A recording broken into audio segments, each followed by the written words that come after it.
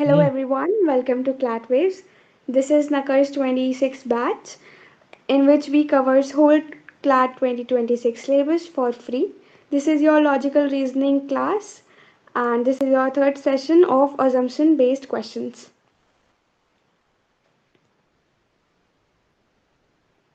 So let's see why this session is so important. First, we'll understand about what is an assumption, and then we'll proceed in finding assumptions, and at last we'll solve a question based on the previous year pattern of CLAT.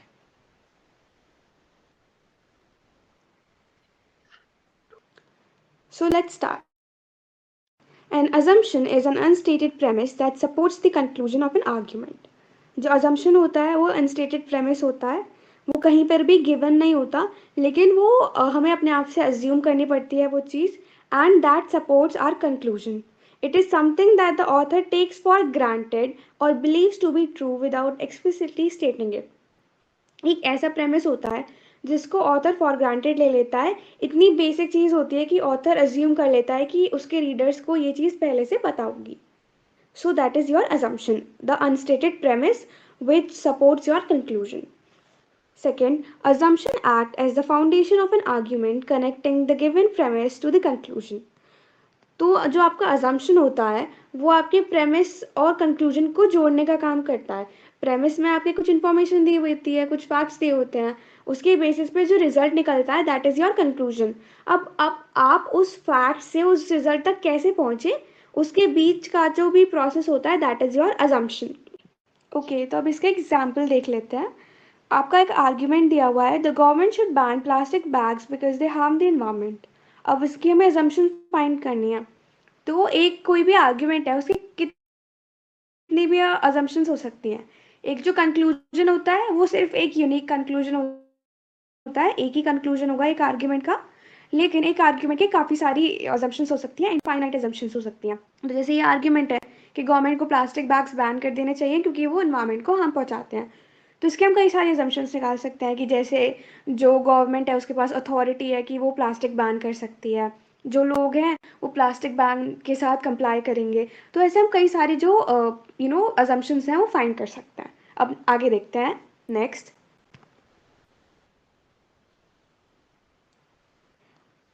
अब एक और example दिया हुआ है यहाँ पर, regular exercise improves mental health, therefore everyone should exercise daily.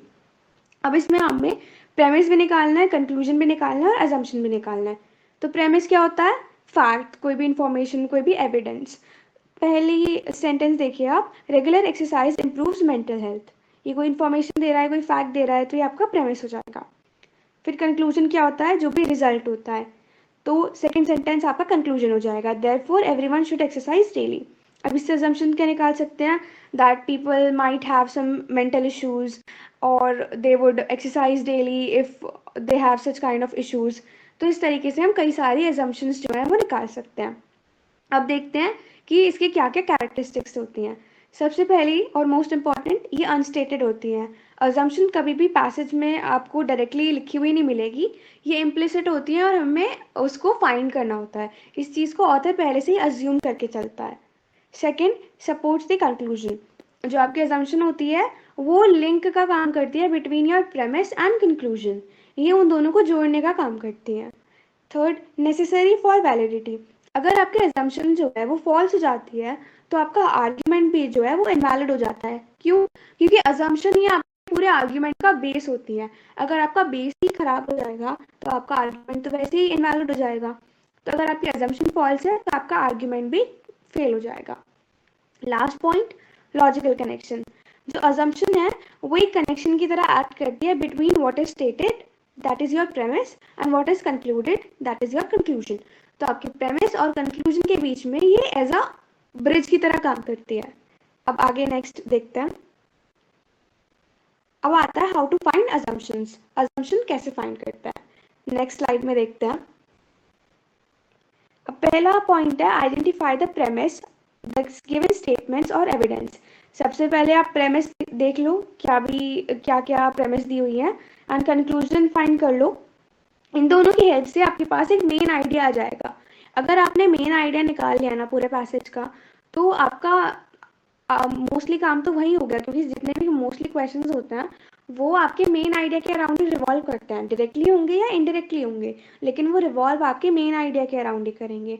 तो पहले आप अपना प्रेमिस ढूंढ लो, कंक्लूजन ढूंढ लो, दोनों के बेसिस पर मेन आर्ग्यूमेंट ढूंढ लो, and then ask yourself that what must be true. ऐसी क्या चीज़ हो सकती है जो ऑथर ने अज्यूम करी होगी और जो ट्रू हो सकती है on the basis of the information provided in the passage.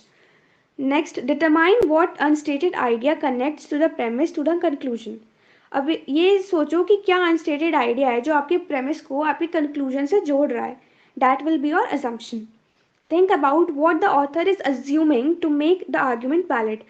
Author के पॉइंट ऑफ व्यू से हमें सोच के देखना है कि उसने क्या चीज़ अज्यूम करी होगी अपने आर्ग्यूमेंट को वैलिड प्रूव करने के लिए। अब जो नेक्स्ट स्टेप है ये आप तब यूज़ कर सकते हो जब आप किसी दो ऑप्शन के बीच में फंसे हुए हो। That is your negation technique. negate the assumption, assume it is false and see if the argument still holds. आप अगर कोई भी दो ऑप्शन के बीच में कंफ्यूज हो रहे हो तो आप दोनों ऑप्शन को नॉट लगा के देख लो उसमें, ठीक है। अगर नॉट लगाने से जो आपका पूरी अजम्पशन है वो फॉल्स हो जाएगी। अगर उसका इफेक्ट आपके आर्ग्यूमेंट पे भी पड़ रहा है और आपका आर्ग्यूमेंट भी उसके चक्कर में आकर के इनवैलिड प्रूव हो रहा है, तो यानी कि वो जो ऑप्शन है वही आपका अजम्पशन है। लेकिन अगर ऐसा नहीं हो रहा है तो फिर आपका ऑप्शन रॉन्ग है। लेकिन ये आपको हर क्वेश्चन में नहीं करना, क्योंकि ये थोड़ा टाइम लेता है। ये आपको जब भी करना है, ये जब भी आपको ट्रिक अप्लाई करनी है जब आप दो ऑप्शंस में कंफ्यूज हो। और ट्राई करो कि इसको ज़्यादा यूज़ मत करो, क्योंकि काफ़ी ज़्यादा टाइम ले लेता है और क्लैट में हमारे पास टाइम वैसे ही काफ़ी कम होता है, राइट। नेक्स्ट पॉइंट देखते हैं। If the argument fails apart when the assumption is negated, you have found the correct assumption. वही चीज़ जो मैंने अभी रिपीट करी थी कि अगर आपका जो आर्ग्यूमेंट है वो इनवैलिड प्रूव हो जाता है जैसे आप अजम्पशन को नेगेट करते हो, यानी कि जो आपका ऑप्शन है, जो आपकी अजम्पशन है, that is your correct assumption. अब नेक्स्ट देखते हैं। ओके, तो अब कुछ क्वेश्चंस प्रैक्टिस करके देख लेते हैं, क्योंकि लॉजिकल रीजनिंग में थ्योरी बहुत कम होती है। सारा जो इम्पोर्टेंट खेल होता है वो प्रैक्टिस का ही होता है। तो अभी एक दो क्वेश्चंस प्रैक्टिस करके देख लेते हैं जिससे कि हमें थोड़ा आइडिया लग जाए कि एक्चुअल में क्वेश्चन सॉल्व कैसे करना है। तो अब पहला क्वेश्चन देखते हैं। आप लोग वीडियो पॉज करके पहले क्वेश्चन अटेम्प्ट कर लेना, देन फिर आप अपने आंसर्स चेक कर सकते हो अकॉर्डिंग टू द वीडियो, ठीक है। अब पहला क्वेश्चन देखते हैं। The government has decided to introduce a new tax on luxury goods to increase revenue and reduce the gap between the rich and the poor. जो गवर्नमेंट है उसने decide करा है कि वो एक नया टैक्स इंट्रोड्यूस करेंगे लग्जरी गुड्स के ऊपर, जिससे कि उनका जो रेवेन्यू है वो इंक्रीज हो सके और जो रिच और पुअर के बीच का गैप है वो कम हो सके। Officials believe that this move will discourage unnecessary expenditure on extravagant items and promote economic equality. Officials का मानना है कि इस मूव से क्या होगा, जो फालतू का खर्चा होता है बेकार के आइटम्स पर वो कम हो जाएगा और इससे इकोनॉमिक इक्वालिटी प्रमोट होगी। अब इसमें हमें अजम्पशन फाइंड करनी है।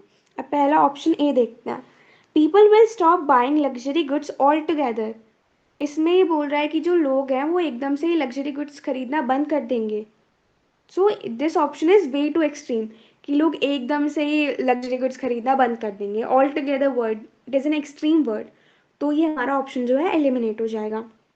Option B, economic equality can be achieved by imposing higher taxes.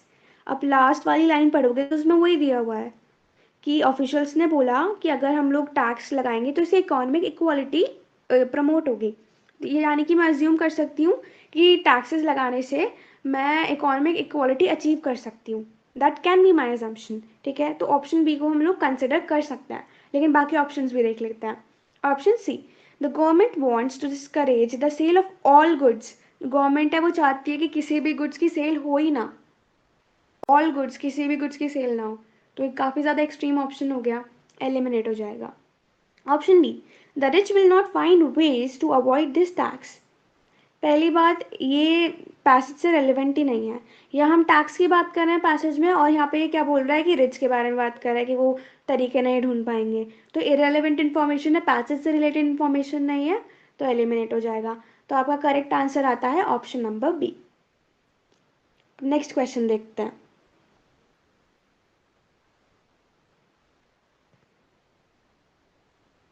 Question 2. A university has announced that students who fail to maintain at least 75% attendance will not be allowed to sit in the final examination. The administration claims that regular attendance is necessary for academic success. एक university ने announce करा है कि जिन students की 75% attendance नहीं होगी उनको final exams में नहीं बैठने देंगे, क्योंकि जो वहाँ का एडमिनिस्ट्रेशन है उनका ये मानना है कि जो अटेंडेंस है वो नेसेसरी होती है एकेडमिक सक्सेस के लिए। अब इसके अजम्पशंस हमें फाइंड करने थे, तो आप देखते कि करेक्ट आंसर क्या होगा।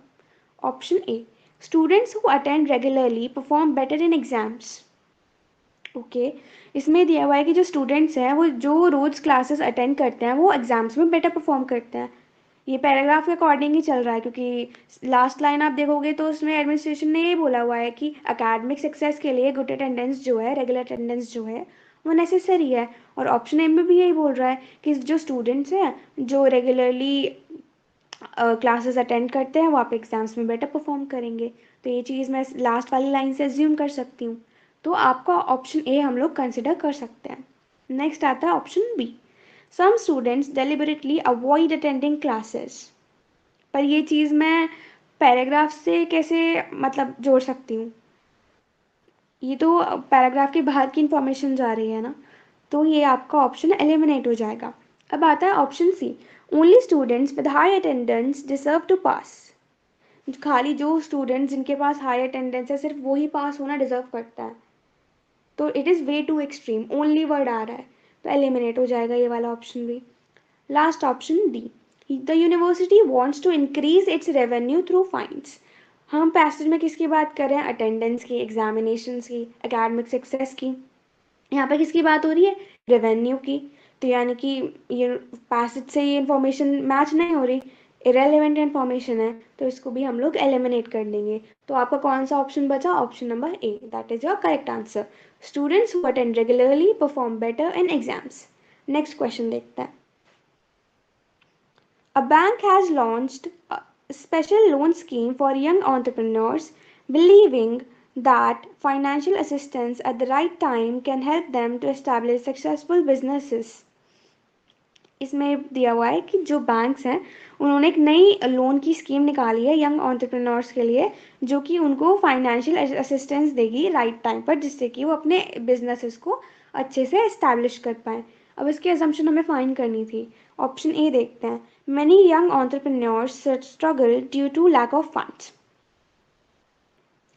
अब ये वाला ऑप्शन अगर हम पैराग्राफ के हिसाब से देखें तो थोड़ा थोड़ा मैच हो रहा है, क्योंकि पैराग्राफ में ये दिया हुआ है कि जो बैंक है उसने एक एंटरप्रेन्योर्स के लिए नए लोन स्कीम निकाली है, क्योंकि उनको स्टार्टिंग में थोड़ी दिक्कत आती है। ये चीज़ हम लोग अज्यूम कर सकते हैं, तभी तो उन्होंने नई स्कीम निकाली। तो हम लोग ऑप्शन ए कंसिडर कर सकते हैं। Option B, business success depends only on financial assistance. जो बिजनेस की सक्सेस है वो खाली फाइनेंशियल असिस्टेंस पर ही डिपेंड करती है। ओनली वर्ड आ गया, और जो ये स्टेटमेंट है काफ़ी ज़्यादा एक्सट्रीम जा रहा है, इसलिए भी हम लोग इस स्टेटमेंट को एलिमिनेट कर देंगे। Next option, option C, banks give loan only to young people. जो बैंक्स हैं वो खाली यंग पीपल को ही लोन देते हैं, ये भी एक्सट्रीम हो रहा है, तो इसको भी हम लोग एलिमिनेट कर देंगे। Option D, all entrepreneurs do not need financial help. तो हम पैसेज में किसके बारे में बात कर रहे हैं, यंग एंटरप्रेन्योर्स के बारे में, स्कीम के बारे में, लोन के बारे में। ऑप्शन डी किस बारे में बात कर रहा है, ओल्डर एंटरप्रेन्योर्स के बारे में। तो इररेलेवेंट इन्फॉर्मेशन हो गई, पैसेज से मैच नहीं हो रही, तो ये भी आपका ऑप्शन जो है एलिमिनेट हो जाएगा। बी सी डी तीनों ऑप्शन एलिमिनेट हो गए, बचा कौन सा ऑप्शन, ऑप्शन नंबर ए। तो आपका करेक्ट आंसर हो जाएगा option number A. Next question देख लेते हैं असम्पशन से रिलेटेड। इसमें क्वेश्चन में क्या दिया हुआ है, a principal announces that the mobile phones will be banned in school premises because they distract students from their studies. Principal ने अनाउंस करा है कि जो मोबाइल फ़ोन होंगे वो स्कूल में बैन हो जाएंगे। क्यों, क्योंकि वो स्टूडेंट्स को डिस्ट्रैक्ट करते हैं फ्रॉम देयर स्टडीज़। अब इसमें भी हमें असम्पशन फाइंड करना था, एक एक करके ऑप्शंस देखते हैं। पहला option A, students use mobile phones for non academic purposes in school. इसमें दिया हुआ है कि जो स्टूडेंट्स हैं वो मोबाइल फ़ोन यूज़ करते हैं नॉन एकेडमिक पर्पसेस के लिए। अब हमारे क्वेश्चन में पैराग्राफ में क्या दिया हुआ है कि जो मोबाइल फ़ोन्स हैं उससे स्टूडेंट्स डिस्ट्रैक्ट हो जाते हैं। अब वो डिस्ट्रैक्ट कैसे होंगे, कि वो पढ़ाई से दूसरी चीज़ें कर रहे होंगे, नॉन अकेडमिक चीज़ें पे वो ज़्यादा फोकस कर रहे होंगे, इसलिए वो डिस्ट्रैक्ट हो रहे हैं। तो ये चीज़ मैं अज्यूम कर पा रही हूँ अपने पैराग्राफ से रिलेटेड। तो ऑप्शन ए को हम लोग कंसिडर कर सकते हैं।